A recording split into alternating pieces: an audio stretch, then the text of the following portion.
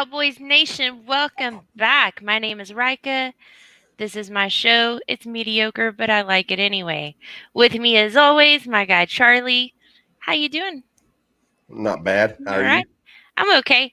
And tonight my very special guest, I'm so happy to announce Mr. Mike Crum.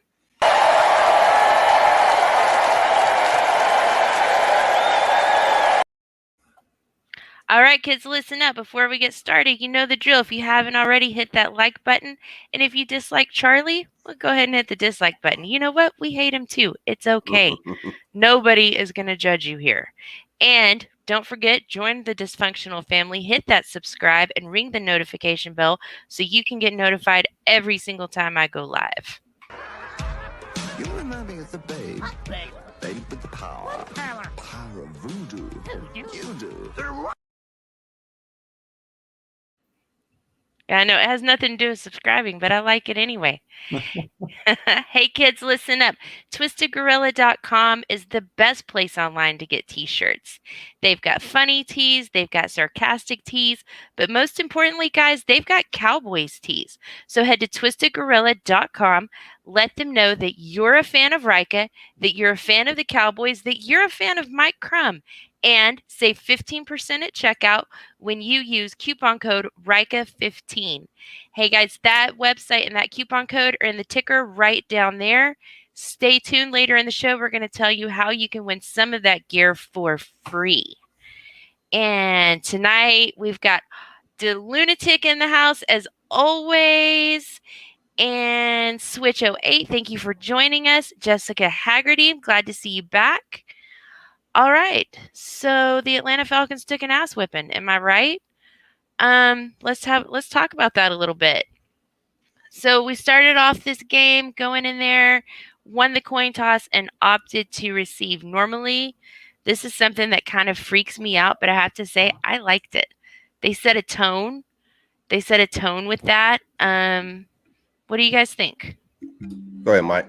You know, I honestly just thought when we got the ball first that they won the coin toss, because when you win it, you always get the ball after half. You always defer, right? I didn't even find out till I was listening to a after show podcast that we took. I was like, oh shoot, I wasn't paying attention. By the time halftime came, I was kind of outlining my story. You know, we blew them out, we kicked their butt. And then I found out afterwards, and I was like, "Oh wow, I didn't mind it," because when I found out we had scored a touchdown, I don't know how I'd have felt right away. I like to get the ball after half. So at first I thought, why did they do that? And I was like, you know what? They're doing this on purpose. They are about to set a tone. They're going to take control of this game, and they're going to own the whole thing. I know it. Fingers crossed they don't F it up, and it worked. Charley, what about you? I know you weren't happy. You messaged me. No, yeah, after that coin toss. I heard it right when it happened. Like when the Fox was breaking in, and whoever was calling that game said Cowboys won the toss and elected to receive, and they went to a commercial. And I was like, "What the fuck, man? We don't never elect to receive."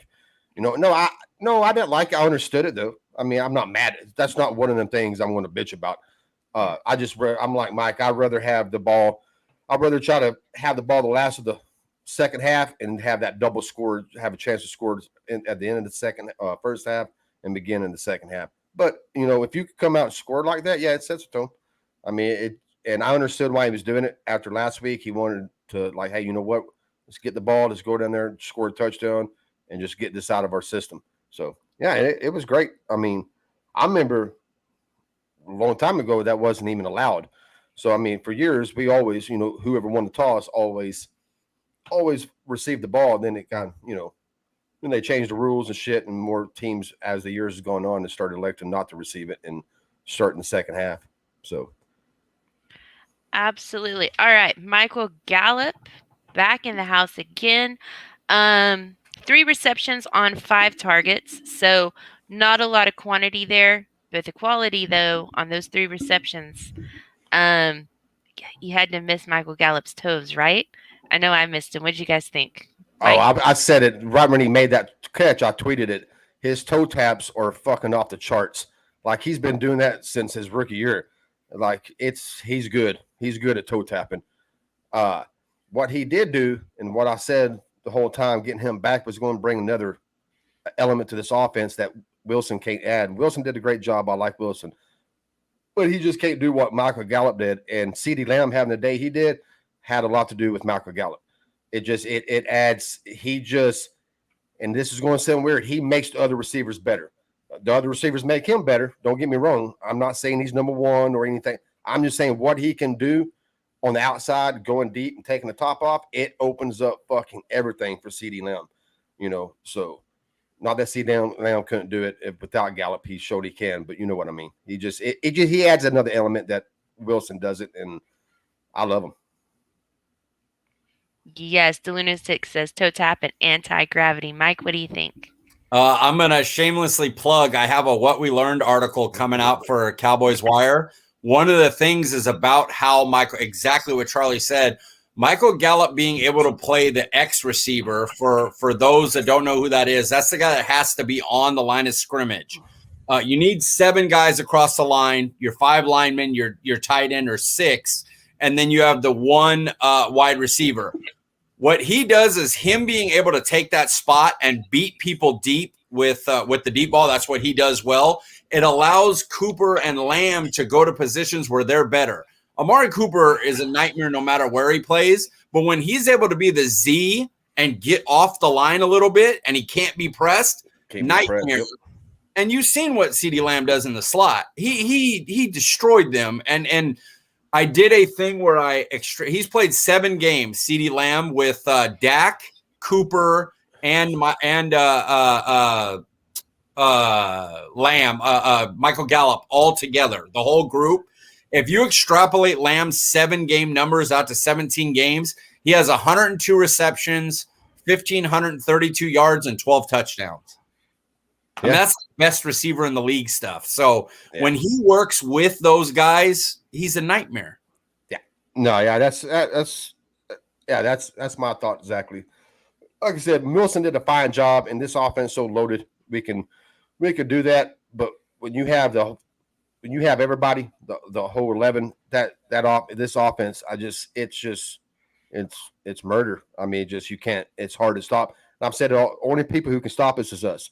Like a game against the Broncos, that's the only time you're going to stop us, when we just have one of them clusterfuck games that Dak's off, the receivers are off, the play calling is a little off, the offensive line is a little off. But then, bad things can happen to anybody. But he adds another element that nobody else can.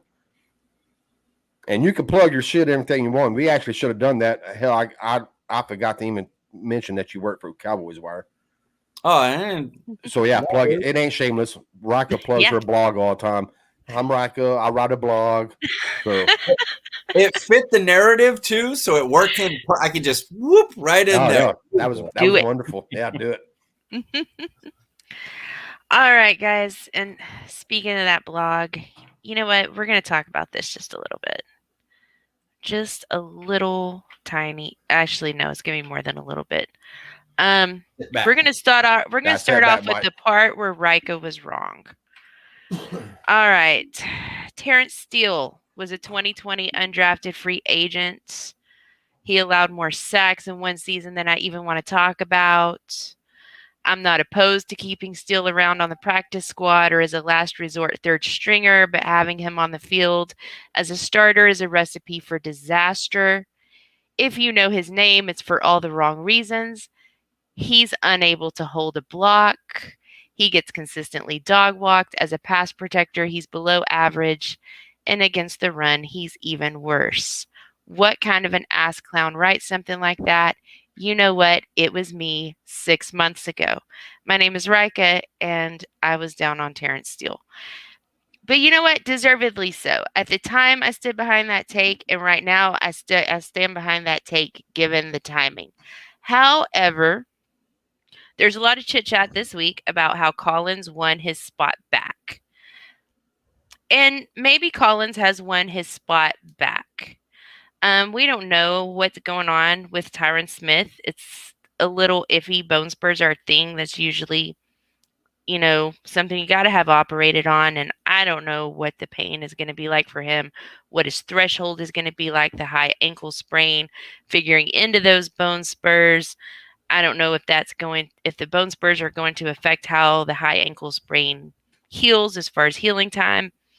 In the meantime, assuming at some point this season we do get number 77 back on the field, what are you going to do down at the other end at right tackle? And I've given this a whole lot of thought, and I've looked at all of the numbers. La'el Collins, week 1, Tampa Bay, 3 pressures. That's a really hard freaking defense to go up against. La'el Collins, week 10 against the Atlanta Falcons, 2 pressures. So you can say, well, Tampa Bay is a really hard defense, so 3 pressures. And then you look at Terrence Steele, week 2, LA Chargers, 3 pressures. And you say, but Terrence Steele had some help down there, right? Right? And yeah, you know what? He did. But maybe La'el Collins had a little bit of an edge too. I mean, he's a veteran, right? Terrence Steele isn't. He was a veteran coming into week 1. Just looking at their stats as it's progressed through the season at the right tackle position, only at the right tackle position, not figuring in that disaster that Steele had in week 9 against the Broncos, because he did much better in week 10. So I'm not going to talk about Steele at left tackle right now. I'm talking about only what's going on at right tackle. Terrence Steele is averaging 1.3 pressures a game. La'el Collins double at 2.6. That's average per game. And looking at them, and I mean, I'm looking at an opponent like the Atlanta Falcons. Collins gave up 2 pressures. So I look through here at some of these teams like the New York Giants and Minnesota, where Steele gave up 0 pressures. 1 pressure against the Eagles. And here's my question. Here's what I'm debating. Collins is the better right tackle. However, is he significantly better enough moving into 2022 to warrant the $15.25 million salary cap hit versus Steele at $783,000? Could that money be put to use somewhere else? Because I don't think the disparity between these two players is so great so as to warrant over $14 million. Also, taking into account the fact that Collins, over his years in the league, has now missed more than 35% of his games where he was supposed to be a starter. And given the drug situation and the allegations that he tried to bribe a test taker, is this the person we want on our team? That's what I'm looking at. That's where I'm going. And I know that Mike Crum wants to disagree with me. Go ahead, guy. Give it to me. Tell me what you got. Actually, you set it up perfect. My whole thing is, just don't tell me going forward this year that we're not putting Collins. If you want your best 5, I want Collins in there, and I would prefer him at right tackle. But if the left guard goes crazy, you could convince me that if he's down with it, you can move him to left guard. I just think he's played like 3 starts or 3 starts in like 2 full seasons. As Collins gets more rhythm, he's going to be better than Steele this year. Now you've made a great argument. Money-wise, if you're telling me we get Randy Gregory with Steele at right tackle, or we have Collins at right tackle and we lose Randy Gregory, man, I might have to bite that bullet and just say Steele's going out there. Ideally, I think, man, in an ideal world, Josh Ball, you find out's good enough to be a swing tackle. Maybe La'el Collins agrees to move inside to take Connor Williams' spot. Steele starts at right tackle, and now you still have Connor McGovern as an excellent guy who could play all 3 spots on the interior. You have Josh Ball, who could be your left or right tackle swing, and you have Tyron, Collins, Beatis, Martin, and Steele on your line. Okay. But if you're telling me that I got to choose between keeping Randy Gregory and keeping La'el Collins, if that's my decision, give me the pass rusher. And I'm right with you. I don't think Collins is that much better to where you have to pay him next year if you need that money. There you go, Rika. Sorry, I had to mute it for a minute. Yeah, I mean, I'm looking at this and then looking, for the rest of the season, you always want your best 5 out there. But as we come into some of these easier games, maybe in the second half of games, as we face the Giants again, when we go up against Philly, maybe that second Washington game, depending on how we're looking in the division, what we think about them after that first game. I'm still not opposed, if 77 is back, to putting Steele out there at right tackle, because if it is in your mind that in the offseason you may cut Collins, maybe you won't, you're still deciding, I want to be developing Terrence Steele. I don't want him on the bench. If he's going to be the guy, and like you just said, this is an avenue to keep Randy Gregory, we're going to make Terrence Steele our right tackle, I don't want to put him on the bench. I want the best 5 out there, but I think with the schedule that we have and the position that we're in this division, there's going to be opportunity to maybe not go with the best 5, still win the game, and develop that young man even more so than what we've already done. Terrence Steele did a lot of work. Joe Philbin did a really good job with him. I was wrong. Terrence Steele proved me wrong. I love it when a player proves me wrong. I'm not somebody that's going to stand on a hill because of a take that I made 6 months ago. And the same with Lyle Collins. I love Lyle Collins in 2019. I'm not going to stand on that hill, though, in 2021. I'm just not. Is it a thing, though, where you're sacrificing a chance for a Super Bowl to develop a guy for the next season? Yeah, I don't want to do that. But I do want to look for opportunities in there, and I think they will present themselves. Like I said, in the second half of games, maybe, depending on the defense that we're facing, depending on who the other team is playing off the edge, maybe they've got some injuries, maybe they've got a rookie down there. Look for opportunities. Don't give Collins 100% of the snaps just because he's Lyle Collins.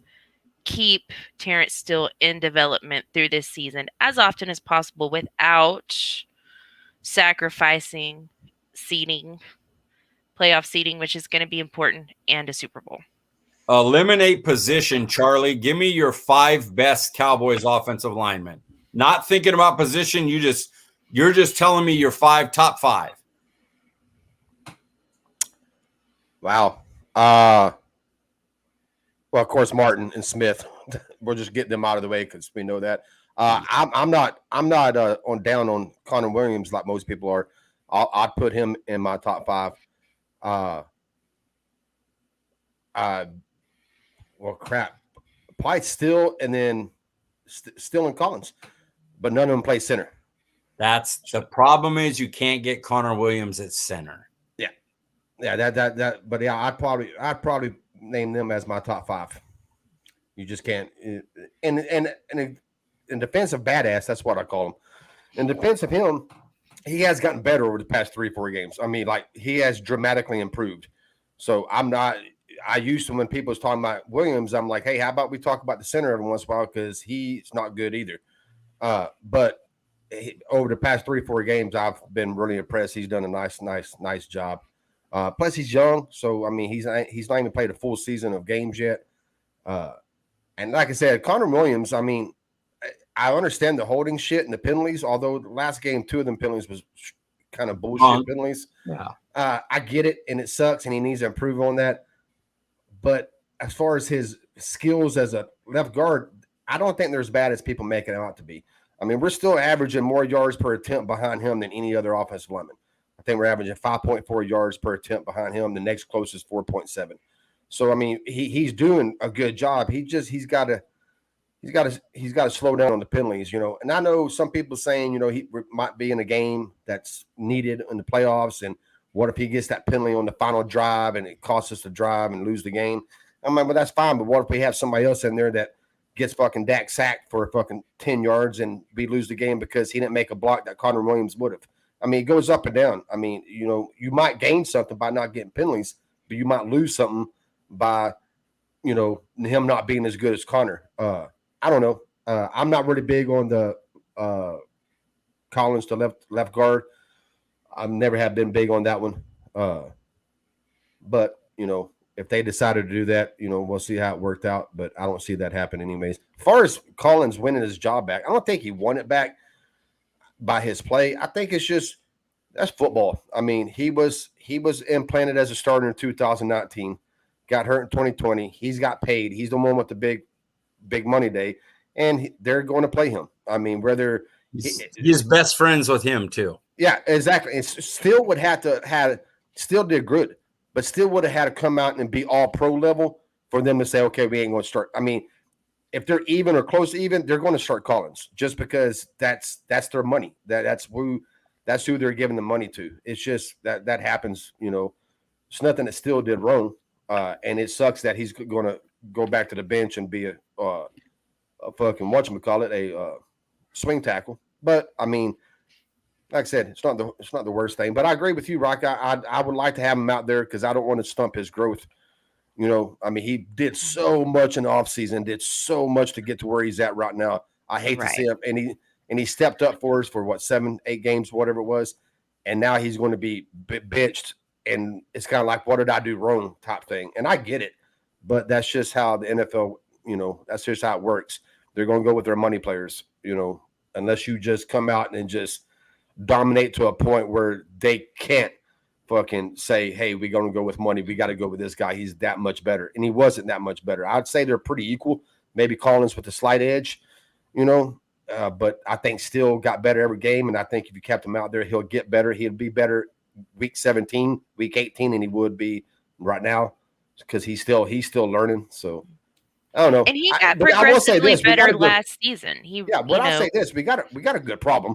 I mean, the fact that we're arguing over where everybody should play, and that's actually shows that, hey, man, we got options here. We still need to find Lyle's replacement, but Ball might be him. Ball might be that replacement. Nobody knows. I mean, he didn't play preseason.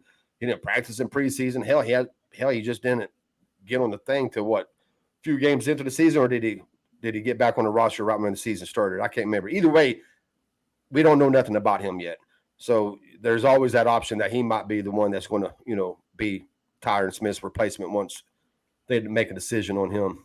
But with Tyron Smith, I'll take him missing 2 games a year. As long as he plays the way he does, that doesn't bother me. I guess if it was in the playoffs, that would bother me. But if he's missing 2 regular season games every year for the next 2 or 3, I'm fucking good with that. As long as he keeps doing what he does, the rest of the games, that doesn't bother me at all. All right, guys, before we move on, let's take care of some business because it's giveaway time.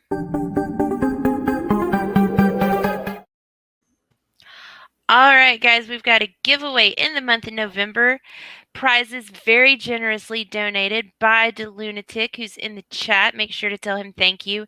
In November, share to win giveaway. All you got to do, share this video, share any video from Dallas Cowboys Uncensored, my show, DCU show, Keeping Up with the Joneses. Share it on social media. Tag me on Twitter @ChainsMoving, on Facebook, Rika Moves the Chains. And when I get that tag, you're going to be entered to win a t-shirt of your choice from twistedgorilla.com. Don't forget, Twisted Gorilla has the best t-shirts online, and you can save 15% at checkout when you use coupon code RIKA15. That website and the coupon code are in the ticker right down there. So, also joining us in the chat since we checked in last, Stephen White. Thanks for coming in. Switch 208. And looks like Charlie's girlfriend EMAC is in. Oh, your sister's in here? Yeah, my sister's in here. Yeah. All right. Charlie's sweetheart. Okay. All right, so we're moving on to defense. Jordan Real quick, Lewis. The Lunatic brings up McGovern at left guard. Okay. MCF, my Cowboys family, they was talking about it last night. The Lunatic was in their chat. I wouldn't have a problem with that. I mean, if you're going to pull Connor Williams, I wouldn't have a problem with McGovern stepping in. I know Brodus, and there's been some rumors that McGovern ain't smart enough like that's what some of the people are questioning, that he can't make all the call or like pick up the calls and stuff like that. I don't like talking about somebody's smartness. It makes me feel uncomfortable. But yeah, I wouldn't have an issue with that if that was. I've always said if I'm going to pull Connor Williams out, and I'm not at this time, but if I was, Lyon Collins wasn't going to be a replacement. I'm going to put McGovern in there. I feel like you might be taking 2 steps back doing that, because because you might get slightly worse at the right tackle position and slightly better at the left guard, but the right tackle is more important than the left guard. So, and nobody knows if Collins would even be an upgrade over Connor Williams at left guard. The fucking dude hasn't played there in 5 years. We got guys showing film from fucking 5 years ago, and he played 3 games in 2016 and 12 games in 2015 at left guard, and that's it. That's the only film we have of him. He splashed in 2015. He's a fucking road grader when it comes in run game. There's no doubt about that. But his pass protection is sometimes questionable. That's why I wasn't for him moving to right tackle to begin with. And in 2017, 2018, he did nothing to prove me wrong. 2019, he did. He broke out and had a great year, probably top 5 right tackle in the NFL. But yeah, I'd move McGovern there before I would think about moving Collins over there. But word is that McGovern doesn't how do you say it? Use his body doesn't work as well on the left side, moving the way you have to move on the left side than it does on the right. And if he played on the left side like he does on the right side, that he probably would take Connor Williams' spot, but that he doesn't. That's what I've heard. See, and that's another thing me and Bluff talked about the other night. People assume if you can play one side, you can play the other, and that's just not true. It's a different foot you're stepping back with. It's a different hand you're punching with first. It's a balance thing. And only because I'm a little bit familiar with bull riding is why I said this. I said you can imagine bull riding. If you're right-handed and you ride a bull, they give you a left-handed glove. You hang on with your weak hand because you're going balance with your right hand. And that's so if you're used to one side, it's a whole nother balance thing on the other side, or how you're going to get your feet right, how you're going to punch. So it's not the same. Just because now Zach Martin can play anywhere. There's certain players that doesn't account for it. He can play right tackle, right guard, left tackle. That fucker probably can play center, but he's an all-pro. But people like McGovern, yeah, they do kind of get pigeonholed into a certain side, and that's the side they have to be on, and that other side it's not going to work for them. So, but yeah. There's some people that are just more ambidextrous than others, and Zach Martin being one of them. And to some extent, Terrence Steele, and Bluff talked about this a few weeks ago on his show. Steele played 10 games at Tech at left tackle, and then under Cliff Kingsbury, then got moved to right tackle for 2 seasons, then came into the NFL. So that, that ability to actually work both sides was there. And when everyone was concerned after the Denver Broncos game with how Steele performed at left tackle, I thought, it doesn't give him one more week. Give him just a little bit more time. I think he can do it. He just had to get back into that rhythm and remember the steps. So, all right. So we ready to move on? Chat, you guys, anything else? No, yeah. You good? Go. All right. Jordan Lewis, one hell of a game, right? Jordan Lewis looked really good this week. And who else are we talking about? Micah Parsons, awesome as always. I loved seeing all 3 corners getting a pick. And the big one, and I don't have a lot to say on this. I'm going to let you guys duke this one out. Quinton Bohanna versus Justin Hamilton. Let's talk about nose tackles. Who wants to go first? Mr. Crum? I'll go first. All right, let's do it. Quinn Bohanna was personally my favorite pick in the draft. I on our podcast, Paul and I about them Across the Cowboys podcast, shameless plug again. We after the Ravens game last year, I went on about an 8 to 12 minute rant about I was sick of guys that wanted to penetrate, and I just wanted a big trash can of dirt, just somebody you couldn't move. Brent Urban was my favorite signing in the offseason, my favorite free agent. I love him. My dad's a Bears fan, so I watched every snap of him last year. I love what he did for us before injury. But I said in work I've done about Bohanna and a player write-up that it's hard for a rookie. There's a reason he's a 6th-round pick. It's going to be hard for a rookie to go out there and battle with NFL, been in the league, been in the weight room guys. And I think that's shown that as the year went on, Quentin Bohanna got moved a little bit. And the Juice, Hamilton's been in the league a few years, and he's a backup. He's a practice squad guy. He's rotational, but he's holding up to guys better. So Quentin Bohanna is my favorite pick in the draft. I still love him, but I totally get he'll probably be back up in or be back to active in a couple of weeks. It is what it is. He's a rookie 6th-round pick. He needs a year in the weight room. You know, he needs some time to learn offensive schemes and how they're trying to move him and where they're trying to attack him from. And that's fine. There's nothing wrong with that. Look at the jump Terrence Steele made. So he'll be fine. Juice is the better player right now, and it's a smart move to have him active. And I think it was more about Hill getting Tristan Hill snaps than it was about Juice. I think they needed a player to go down for Tristan Hill to come up, and they said, well, we got Hamilton and Watkins to do the job Bohanna can do, so let's move Bohanna down. He's the rook, and make him inactive, and that's why he got inactive, because of Hill. I think as we get some of these guys that started off the season on PUP and IR back, we're definitely going to be seeing some of these younger guys. We're going to be doing some shuffling and some moving around. Things have worked out. I don't want to say they've worked out well. I hate when anybody gets hurt, but it seems like as we've had guys ready to come back, we've had injuries and other things going on that have let us kind of flip-flop and move some people around. This week, it just didn't work out for Bohanna that way, who ended up inactive for that reason. Charley, Bohanna, you want to talk about it? Yeah. To me, Mike. That was Mike's favorite. That was a lot of people's favorite pick. I mean, I'm the opposite, where I'm not really big on big fat one techs. I've never been a one tech guy. Now a 6th-round pick. This is what I'm not big on. I'm not big on drafting them early, and we didn't draft them early. And I'm not big on paying them, and we're damn sure not paying them. So that in itself, I didn't mind. It's just I feel like the only time, I've said this on another show, it takes a little while for me to explain it.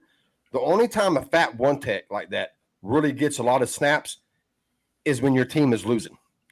That's when he gets to showcase his skills, because typically this is a passing league, and teams just pass more than they fucking run. That's just how it is now. So on first down, your fat one tech does his job. The whole defense does his job. It's 2nd and 10. Where does the fat one tech go? He goes to the bench. If your defense does it again, it's 3rd and 10. The fat one tech stays on the bench. All right. The only time the fat one tech is going to get to stay on the field if the defense is failing on each individual play, and it's still first down or 2nd is short, 3rd is short. You know, and then when your team gets ahead, the other team gets ahead. Well, they start running the ball more. That's when he's going to get more plays, because they're trying to run and kill clock. So that's why I'm not really big on paying them or drafting them high. Now, as far as 6th-round draft pick, I had no problem with him. I just thought people thought he was going to be a game changer his rookie year. And my whole point was, and during the preseason, I said it during the preseason, if you watch the preseason games, Ham was greater than Bo at every fucking snap. And I had people push back and say, well, they don't play the same position. Well, again, watch the fucking games in the preseason, and they was playing the same positions. Every one of them was playing the 1, the 3, and the 2. They was lined up, all him, Osa, and Bo. They was all lined up. There was one game they didn't even switch. It was like 2 defense tackles, right defense tackle and left defense tackle. It didn't matter how the alignment was, however the offense lined up. That's how the defense, who was going to play the 1, who was going to play the 3. So Bo played some 3 in the preseason just because of alignment. He played some 2. He played some 1. So did Ham. And every time Ham was out there, Ham just outperformed him. But Ham made up, he don't have sponsors. Bo does. So they went with sponsorship, and they put him on the roster put him on practice squad and raised him up a couple times throughout the season. And every time he came up during the season, every fucking regular season game, Hamilton was just outperforming Bo. And there's nothing wrong with that. I said it. Bo is a 6th-round pick, and he plays like a 6th-round pick. And there's nothing wrong with that. Bo has a future. Bo could be that fucking one tech next year that everybody wants. But as of right now, he's not that guy. And Hamilton is just better at what he does. And finally the coaches in the past 2-3 weeks have been seeing it. They've been giving Hamilton more playing time. Last week, they actually had him on the active roster and moved Bo down. As of right now, Ham is getting more snaps than Bo. So I think Ham has, I don't know, I looked it up earlier. Ham has 140-something, I think, and Bo has 120-something snaps, some bullshit like that. Here it is right here. Fucking Justin Hamilton has 148 snaps. Quentin Bohona has 143. So Justin Hamilton's taking 25% of the snaps, and Bo's taking 24, which is above what I said at the beginning of the season. I didn't think Bo would see no more than 10%. So he actually saw a shitload more snaps than I thought he would, you know. But we also had some defensive injuries. You know, Watkins went down for a while, then Urban went down. So that's going to always get you more snap counts. And then Gallimore's been down the whole damn season. So, but yeah, no, I don't have nothing against Bo. I'm just not a big fat one tech guy. As long as we don't pay him, as long as we don't draft him early, I don't have a problem with it. I don't know. I'm more analytical when it comes to stuff like that, you know. But I could be wrong. I didn't like the fucking Parsons pick either, and that motherfucker's proven me wrong too. So to clarify, I don't believe in paying or drafting one techniques too early either. I just believe in getting real ones. Like they would just not get a real, like ever get a real one technique. They would just get a 3 technique and play them at 1 technique. And I was like Brent Urban cost us nothing. And I had parades about it. And me and Dan Rupert he would be like, he's a rotational guy, you know, this, that. And I was like, look, he's only going to play 35% of the snaps. He's actually about 43, but he's only going to play 35% of the snaps. But he does a job that we haven't had. Other than 1 year, we had guy whose name's skipping my mind, but he played a 1 technique and then got signed by Washington. And he was there 1 year. And other than that, the whole Rod Marinelli era, they would not get a real 1 technique. And it drove me insane. And so I'm just happy to have him. 6th-round pick, cheap investment. Just get one of those guys that if the Rams are coming to town that you know they're going to try to run 200 yards on you, you could stick him in there and go, no, you ain't. You got to go somewhere else. You ain't coming here. Yeah, I don't have a problem with it. As long as he's late round, we don't pay him. I don't have a problem with having a fat dude on the team. I just thought people overreacted to Bo a lot in the preseason and the pick. And that's the guy, McLean. Sorry, Terrell McLean. That's him. Yeah, Terrell McLean. Yeah, that's right. I forgot. Oh, damn, I forgot all about that dude. Yeah. But yeah, he was. Those is the go-to on those. Yeah, fucking yeah. I was watching the chat. I knew he'd have it. Yeah, if you start doing this live, Mike, and you have chat, get Mendoza in there, because if you ever have a brain fart and you can't remember a name, that fucker remembers every name, no matter what. It's like, I can't remember that guy's name. Bam, there's Mendoza every time. Like it'd be from 15 years ago, a 3rd stringer, and he'll remember the damn name. At CD Piglet, Mendoza, if I don't have you, follow me. I'll follow you back because I need you in those chats. Yeah, he's good. He'll always remember for you. Because me and Bluff always have brain farts. But we always like, man, what was that guy's name there? Here comes Mendoza. Fucking saving the day. And the lunatic, he'll be in it. He'll be in the chat. He's the lunatic's in every chat. He's the podcast hooker. He's a good dude, though. He's came on with us a couple times too. He's a good dude. All right, guys, we're 45 minutes in. Let's just real quick.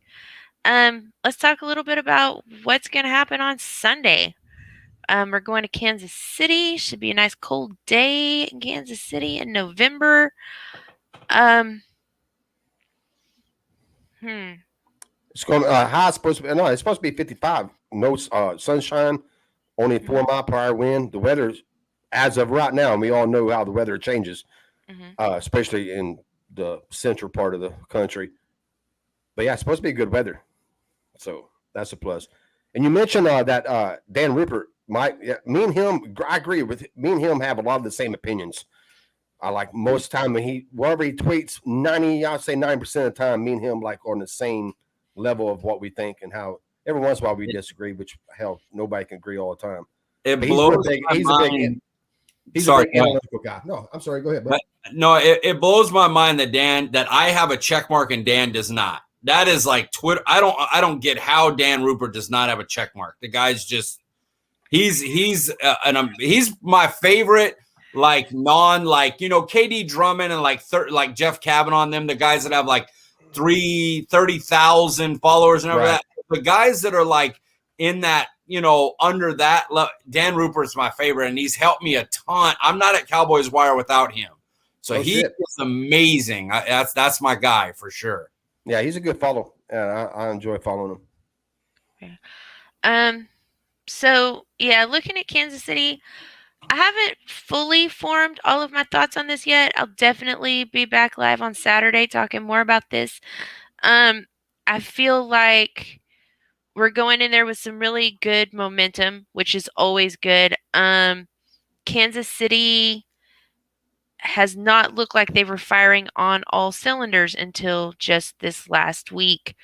But so there's going to be some things to look at and some things to think about. I think if we go in there, we play like I know that we can play. We go in there, we play them like we played the Bucks, for example. There's no reason that we can't come out with a win against Kansas City at all. It's just going to be up to us, to the odds and the gods, and see what happens. What do you guys think? Go ahead, Mike. Is Jessica still in the chat? Can I ask? Jessica Haggerty? She might be.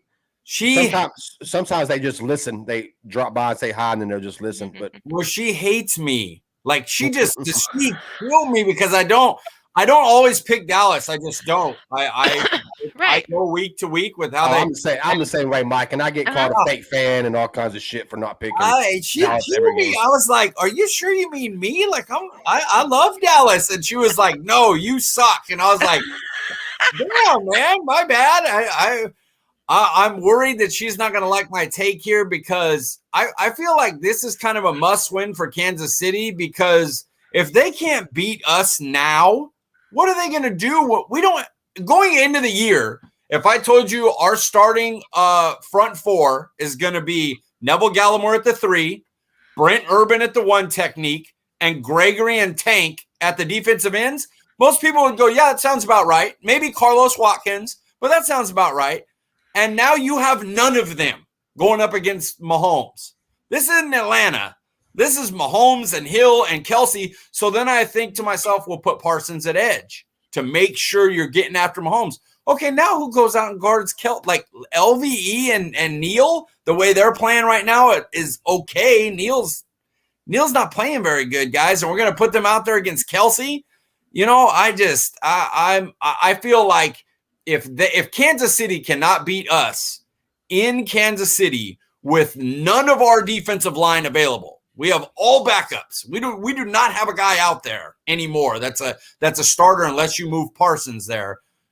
How are they going to ever beat us if we meet up in a Super Bowl and our team's healthy? And if Tyron Smith doesn't play, Michael Gallup's in his first game, his second game back, it's just this is going to be something. If Dallas goes into Arrowhead and outscores them, beats them, man, they just I don't see how they beat us when we got Tank and Randy Gregory and Neville Gallimore and Osa and Brent Urban and all these guys rotating in going after Patrick Mahomes. So you made me choose right now. I think Kansas City I'd take 52-48 percentage-wise.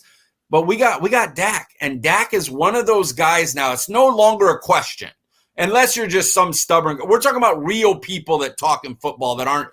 Dak is Aaron Rodgers. He's Mahomes. He's one of those guys that when he's in a game, you can win it. Yes, I've said that many times before. I said Dak is now part of that group. He's part of that group of quarterbacks that you can't discount. Yep. He's going to do what you think that he can't do. He is part of the conversation with Aaron Rodgers, with Tom Brady. He's that guy now. You're a complete dipshit if you don't think that Dak's up there. If you're still railroading against Dak, you hate yourself. There's something wrong with your fucking life, and you need to get that shit straight before you start giving opinions. Because there's no reason to discount Dak anymore. I mean, none. I mean, I argued for years, 16, 17, 18, and 19, and by finally last year, 2020, I was like, you know what? I'm not even going to debate this shit anymore. He is who he is. He's great. Y'all don't think it. If y'all ain't convinced by now, then I don't know what to tell you. And then you add this year to it, and he stepped even more than he did last year. I don't even know what to fucking say. I mean, that's like trying to tell me that Joe Montana sucked.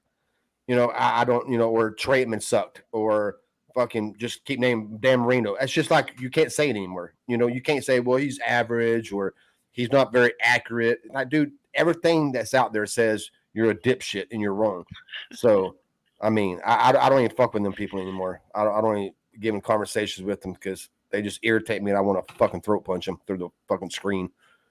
So that's my take on that. Yeah. The 94 says, sorry, but isn't the O-line for KC lacking as in a bunch of newbies with little to no continuity? That's my point, though. Like, if we had one of our guys, if we had Gregory right now, I would look and go, okay, you got Parsons blitzing or coming off the edge. You've got Gregory.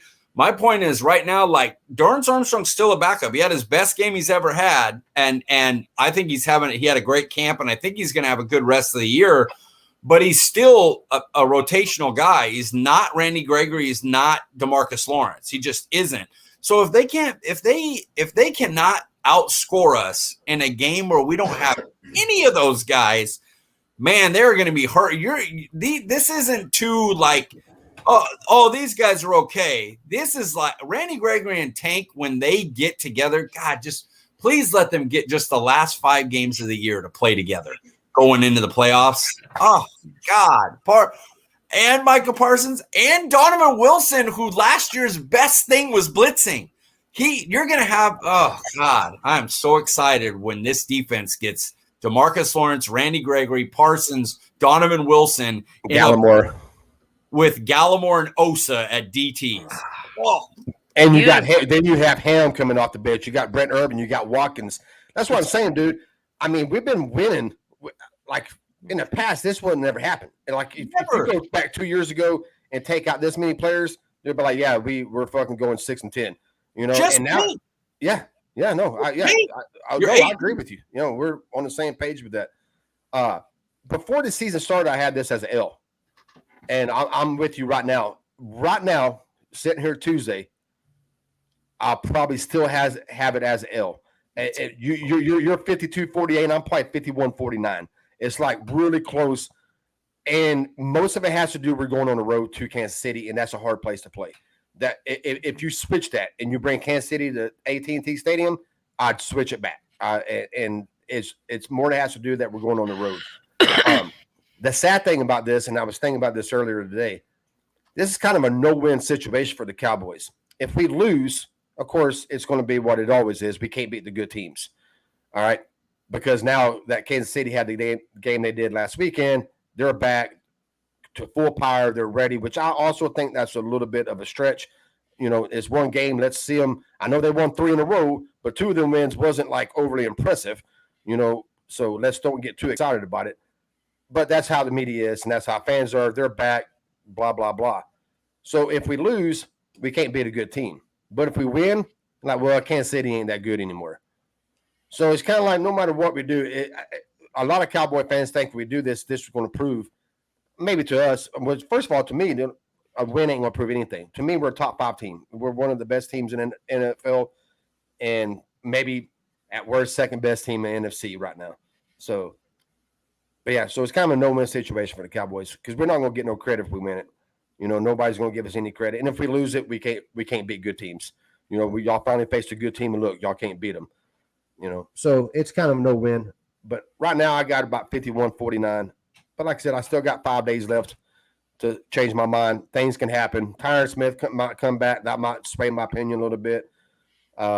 Just being on Twitter a lot and fucking getting in with the fanboys and letting them change my mind. Sometimes you can sway it. It won't take much to sway my opinion. I think it's going to be a good game. It wouldn't shock me if we win, though. I want to be like, holy shit, we just beat Kansas City. But, I don't know. Right now, I got about 51% Kansas City, but we'll see how Saturday night. I'll make my mind up by Saturday night show, keeping them with the Joneses. I'll see. Yeah, I'll see. I'll see where I'm at then. I don't have a full take. This is definitely not my final take right now today on Tuesday. I'm thinking this is an offensive shootout. I'm like 49-49. I don't know where this one's going to land. But I could change my mind. Make sure to come back here Saturday night. Catch me on Keeping Up with the Joneses, and I'm going to have some better developed thoughts on this. Hold real quick. I'm also with Mike on that. It's more important.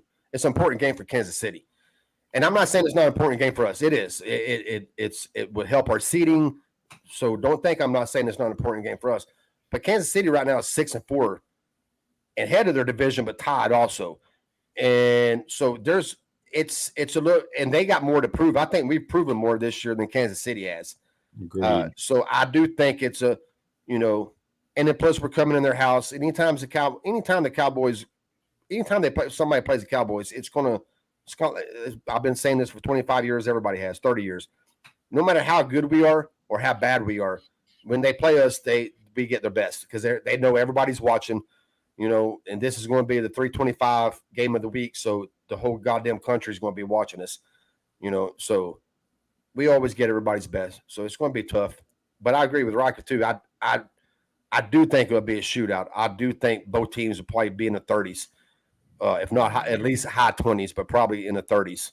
Yeah. I think the over under is 55 or 56. I would suggest everybody take that over. Yeah. Back in August, Charlie, when we did our predictions, this is one of the games I had us losing. Yeah, me too. Now I'm on the maybe. I'm on the maybe on this one.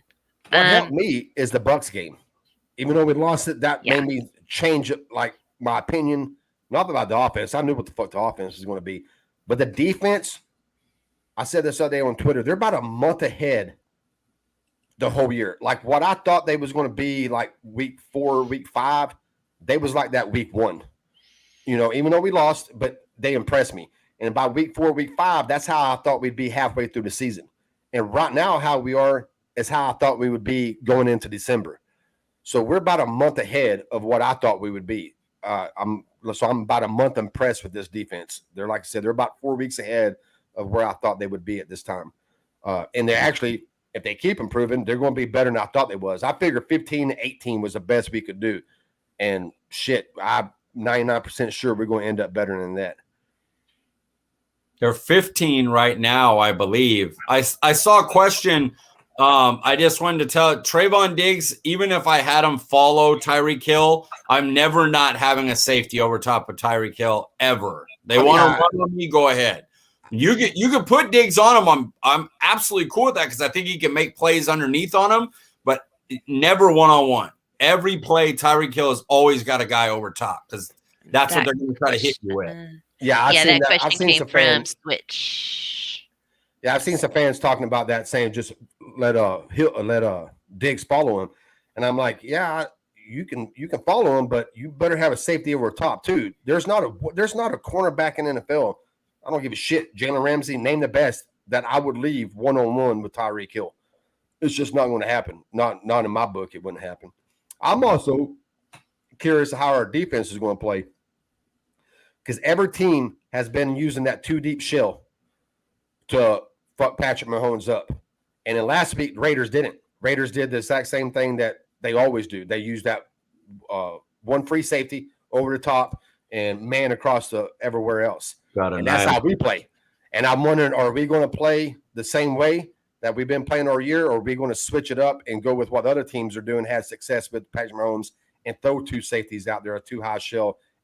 That's what I'm curious on. It would be interesting to see how we're going to switch our defense up, or if we are going to switch our defense up. I believe that there will be a multitude of snaps. I'm not saying the most, but there will be a lot of snaps, especially when they're on known passing downs, where the lineup will be Parsons at edge. The linebackers will be Donovan Wilson and Javon Curse, and Malik Hooker and Casey will play the back 2 safeties to keep from the deep ball. And they haven't ran that basically at all this year, but that our team doesn't do that anymore. Thank God. We're not a team that just runs the same thing every time. So I don't know why, but I have a feeling if you guys see that, know that that's something that I've, for the last like 4 weeks, have been like, dude, against Kansas City, that because then Donovan Wilson and Kirsch can play either side on Kelsey. And it's not a great matchup, but not a lot of people can just say, hey, our linebackers are going to guard Kelsey one-on-one, and they'll do an okay job, you know? Yeah, put in a dime. Yeah, I agree. Yeah, that'd be a good defense to go with too. I'll trust Quinn. I mean, he's done nothing for me not to trust him all year. So I'll leave it in his hands. Like he really gives a shit if I leave it in his hands or not. But I'm just saying I'm going to trust him because he's made all the right decisions and he's done things. I'm like, I don't know about that, and it works. I'm like, all right. And it's kind of how the whole coaching staff's been. It's like that's why I didn't really bitch. I bitched less this year than I've ever have. It's because the coaching staff has done so good. When they make a move that I'm not like, I didn't like still going to left tackle. That wasn't what I wanted. But I threw my hands up. Hey, do what y'all got to do. Y'all fucking obviously y'all haven't made a mistake. I mean, for the most part, hadn't made many mistakes, so I'll trust y'all.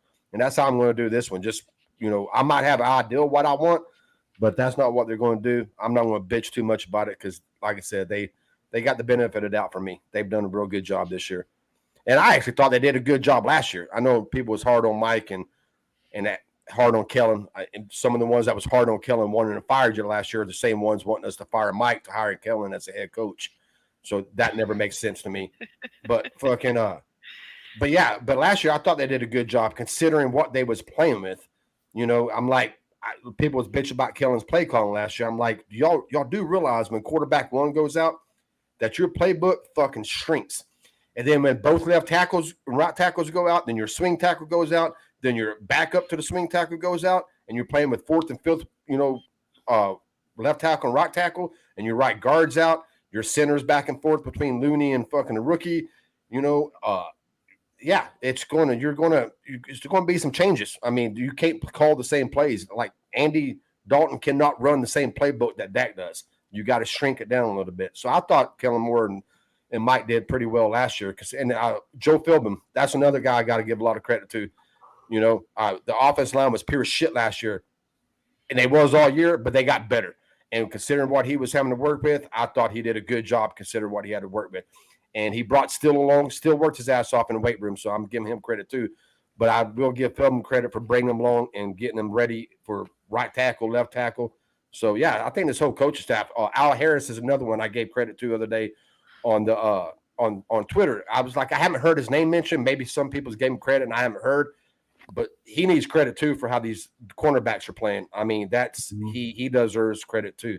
Like I said, I think every position. I think every position coach, every coordinator, offense, defense, head coach, I think they've all done a fine job this year.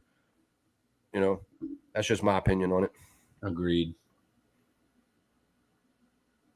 All right, guys. Well, it's been a great show. Mike, tell these folks where they can find you on social media, read your articles, hear your show. Let them know where they can find you.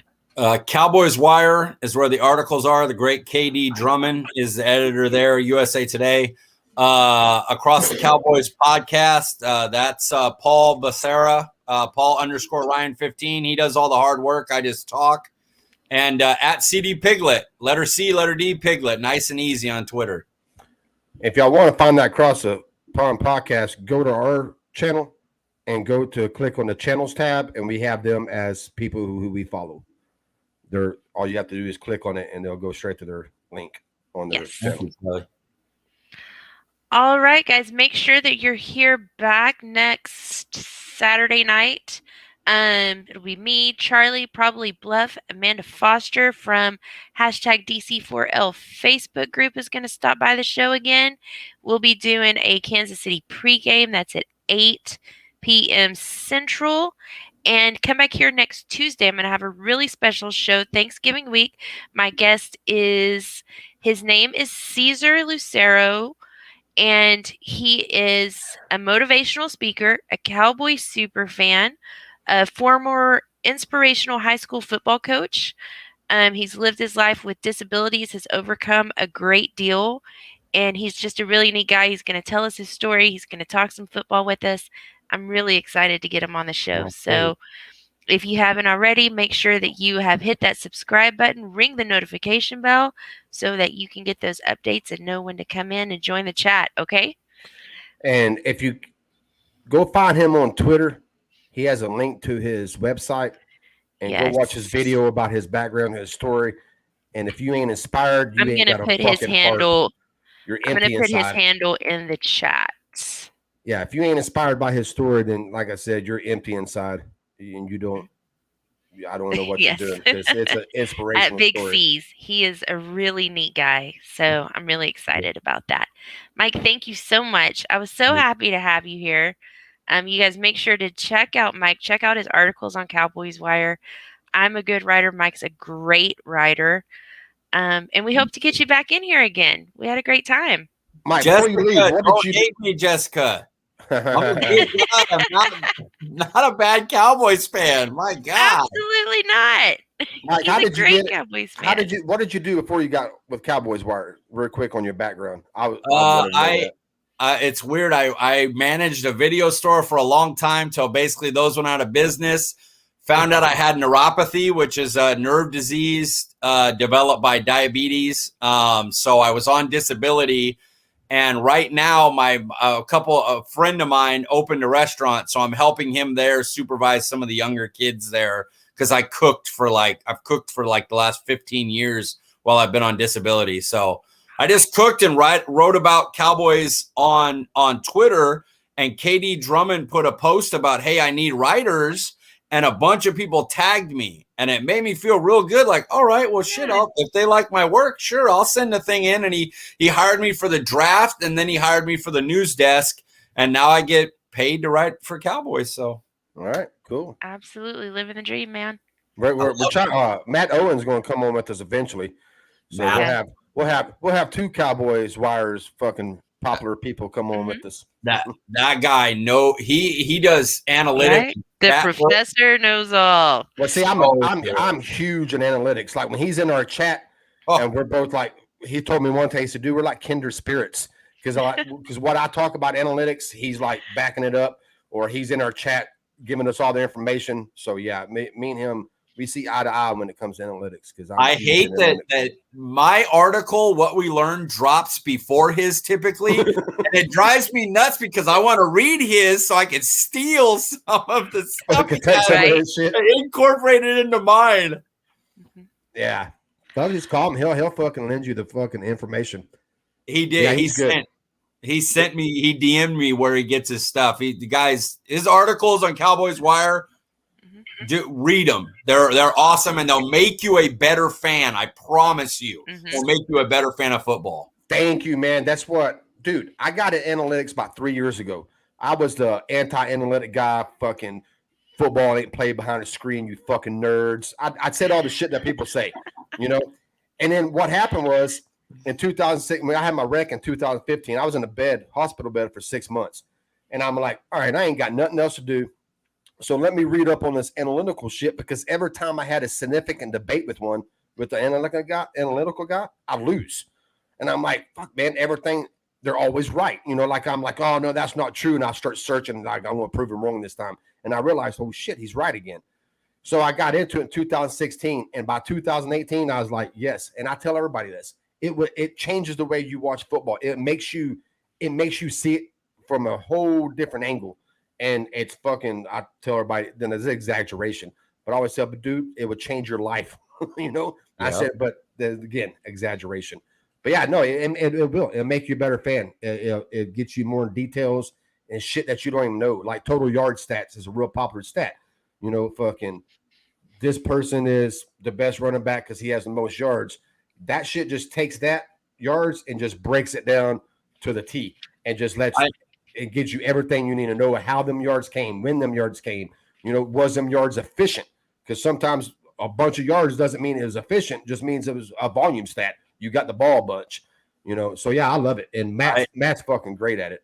I know you guys are trying to end this show, and I apologize, but I'll tell you something. On Twitter today, somebody was talking about, you know, Dak's not worth $40 million because look at how Cooper Rush played on. He goes, look how Cooper Rush played in the Minnesota game. And I go, it was the first time we had negative EPA all year. What are you talking about? Guy had no clue what I'm talking about. So that's where you better yourself. Read up, learn stuff like EPA, learn those things. CPOE, fucking DVOA. Learn it all. And not everyone is the best stat in the world, but the more you know of that stuff, the better a fan you will be, and you'll be able to be on Twitter so you don't say stupid stuff like the franchise quarterback isn't worth whatever the hell you pay him.